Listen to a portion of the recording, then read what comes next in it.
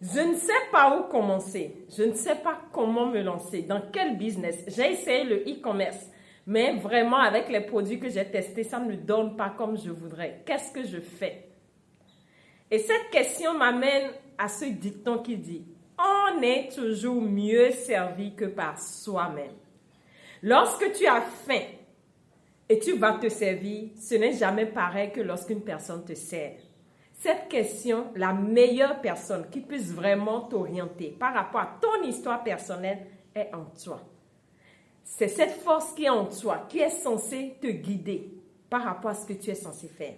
Et lorsque cette dame a posé cette problématique, je l'ai emmenée à faire ce qu'on appelle le décodage du corps, à faire des tests musculaires où on questionne l'intelligence innée en elle pour qu'il nous oriente par rapport à qui elle est, sur ce qu'elle est censée offrir. Et je vous assure, lorsqu'on a fait ce test que je suis censée vous apprendre le 9 mars prochain, son corps nous a orientés par rapport à un autre business. Et elle disait, mais ce business-là ne rapporte pas. Ça ne peut pas me permettre de gagner ma vie. Mais à chaque fois qu'on faisait le test, cela nous poussait à ce business et validait ce business. Et cette dame s'est lancée. Mais je vous assure, les amis, les premiers mois, ça a été difficile pour elle. Mais il y avait quelque chose qui était extraordinaire. Elle avait ce qu'on appelle de l'engouement à continuer. Elle avait une envie de se lever tous les jours. Elle avait ce qu'on appelle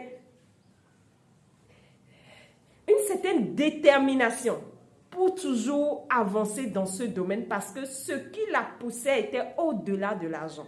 Ce qui la poussait était lié à son âme. C'était quelque chose qui la passionnait sans qu'elle ne s'en rende compte. C'était quelque chose qui la poussait tout le temps à se relever quand elle tombait dans ce business. Et elle était motivée tous les jours. Elle avait un motif qui la poussait en action.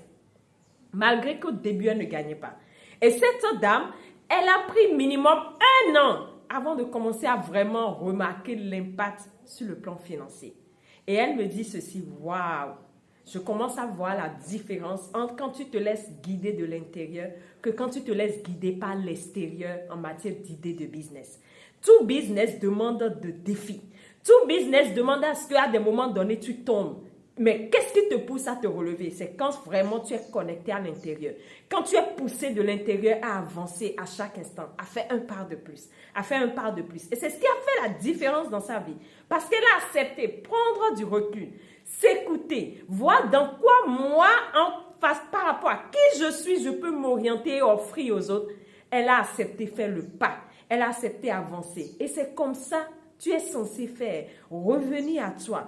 Qu'est-ce qui se passe en moi? Certes, il y a beaucoup d'idées de business, mais tout n'est pas pour tout le monde. Des gens vont te donner des conseils, des gens vont t'orienter, les gens vont te dire c'est ça qui marche, c'est ça maintenant qui en vaut. Mais toi, qu'est-ce que toi-même à l'intérieur, tu te dis? Comment tu arrives à écouter cette voix? Comment tu arrives à discerner ce qui est propre à toi? Et c'est dans cette raison que tu as besoin de te reconnecter, de t'écouter, d'écouter ton corps.